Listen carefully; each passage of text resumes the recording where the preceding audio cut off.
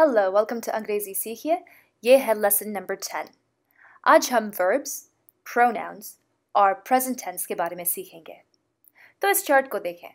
ये कुछ नया नहीं है, बस मैं आपको प्रोनाउंस के बारे में याद दिलाना चाहती हूँ। तो I first person singular pronoun है, you second person singular pronoun है, he she it third person singular pronoun है, we first person plural pronoun है, you second person plural pronoun है, और they third person plural pronoun है। तो you दोनों second person singular pronoun है और second person plural pronoun है। और अगर आपको पता नहीं है कि ये first person, second person, third person के क्या मतलब है, तो आप लेसन नंबर 9 को दोबारा देखें। तो पिछले लेसन में सारे जुमले जो एग्जाम्पल के तौर पे दिए थे वो सारे प्रेजेंट टेंस में लिखे हुए थे। तो काफ़ी किस्म के टेंसेस हैं, present tense, past tense, future tense. ये तीनों सबसे सिंपल टेंसेस हैं। बाकी टेंसेस के बारे में हम बाद में बात करेंगे। तो प्रेजेंट टेंस का मतलब है अभी, जो अभी हो रहा है वो प्रेजेंट टेंस में हो रहा है।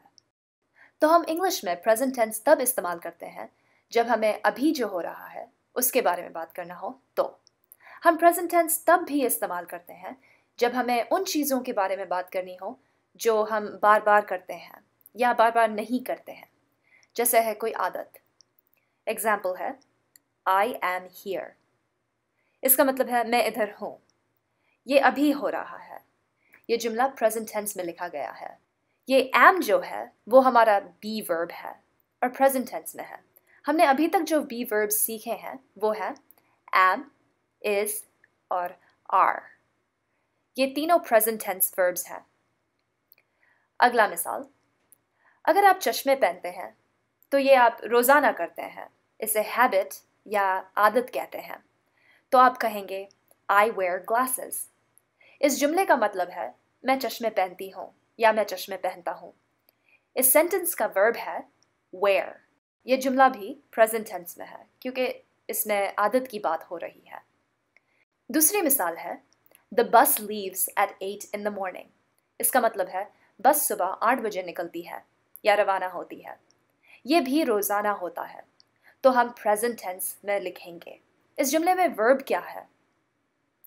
हमारा वर्ब है leaves। आपने नोट किया होगा कि मैंने पहले जुमले में where के बाद s नहीं लगाया, लेकिन दूसरे जुमले में leave में s लगाया है। ऐसा क्यों? हम वर्ब के बाद s कब लगाते हैं? तो अब मैं दिखाऊंगी कि कौन से प्रोनाउंस के साथ कौन से वर्ब्स जाते हैं। हमारा पहला वर्ब है sleep। इसका मतलब है सोना। तो हम पहले सारे प्रोनाउंस लिखते हैं I, you, he, she, it, you, we, they। तो मैं अपने बारे में बात करना चाहूँ तो मैं I इस्तेमाल करूँगी। तो मैं कहूँगी I sleep। इसका मतलब है मैं सोती हूँ।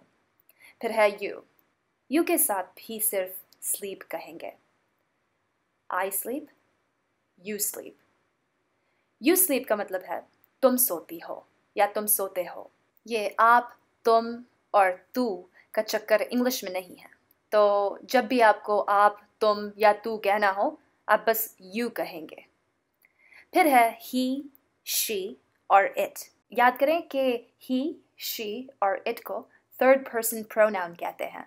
he, she और it थर्ड पर्सन प्रोनाउंस तो हैं, लेकिन सिंगुलर भी हैं, मतलब वाहिद।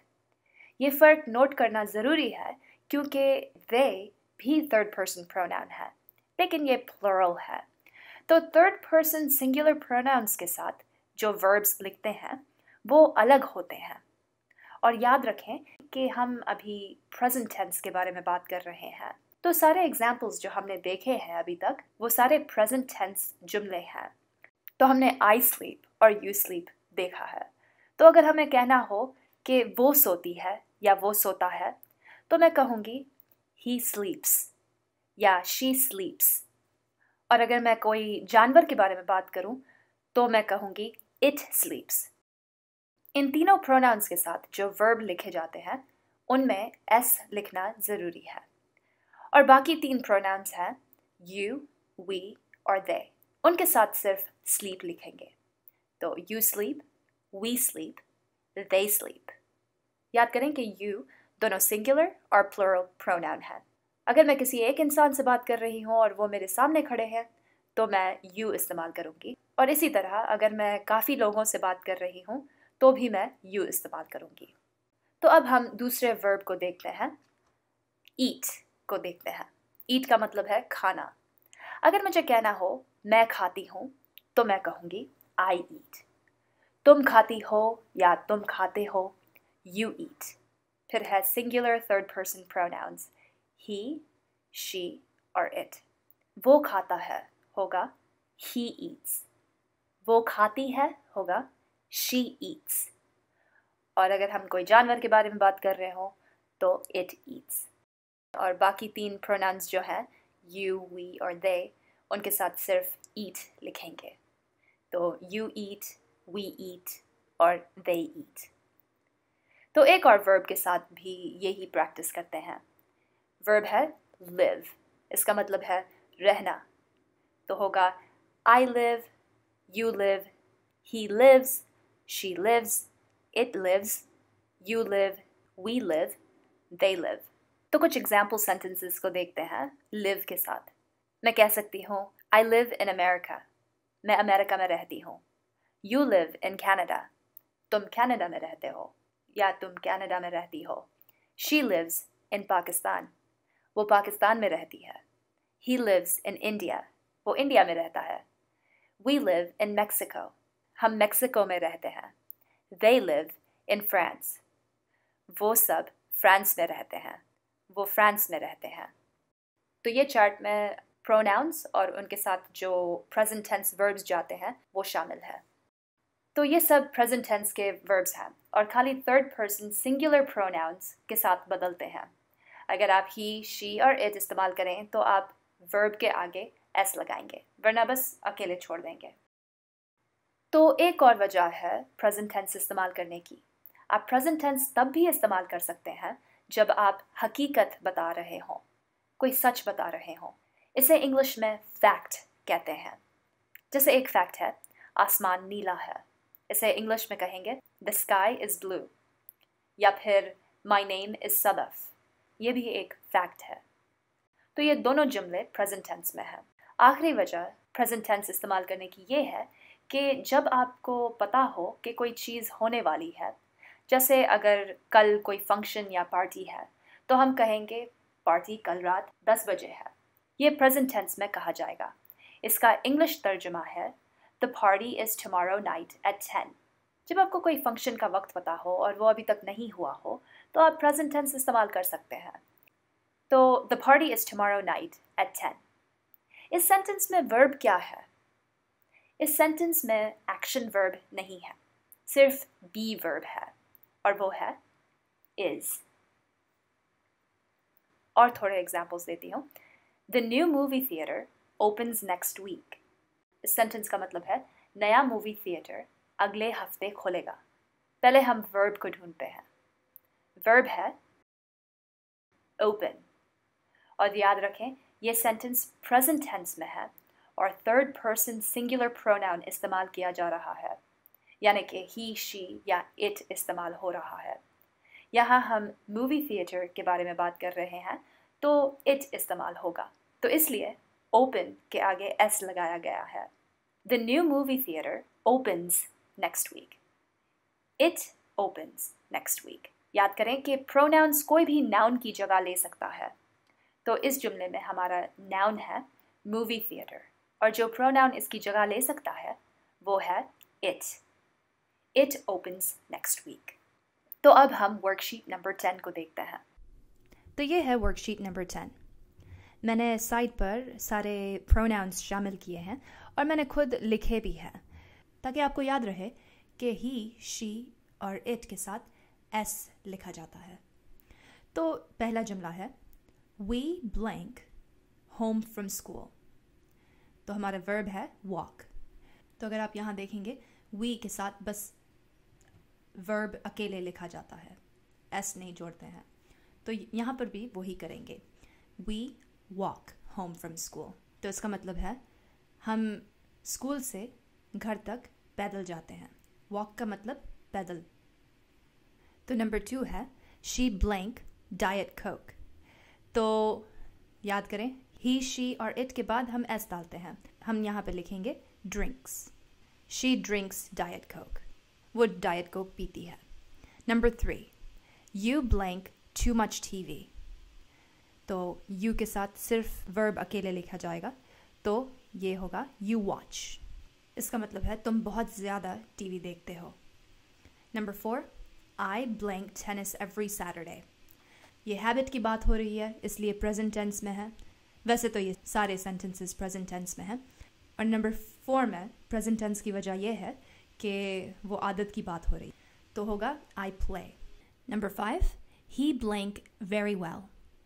तो ये है हमारा थर्ड पर्सन सिंगुलर प्रोनाउन ही. तो हम लिखेंगे dances. ही dances very well. इसका मतलब है वो बड़ा अच्छा नाचता है. Okay, number 6 my neighbor blank at the hospital. तो my neighbor इसका मतलब है मेरा पड़ोसी. तो मेरा पड़ोसी या तो आदमी होगा या तो औरत. तो ये होगा he या she. तो works.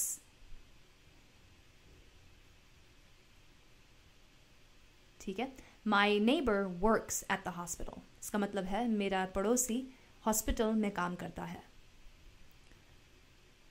Okay. Number 7 you blank dinner very early. के हमारा वर्ब है ईट.